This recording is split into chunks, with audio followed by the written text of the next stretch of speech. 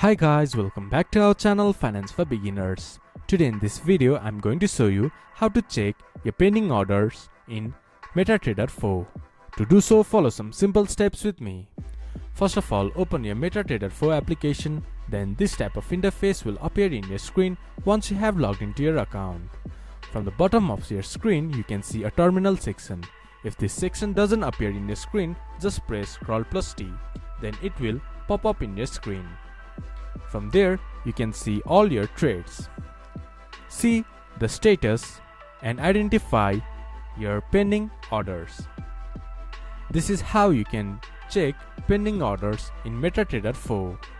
This much for today's video. If you guys find our video helpful, please leave a like and comment. And do not forget to subscribe our channel and hit the bell icon. I'll see you guys again in our next video. Thank you for watching.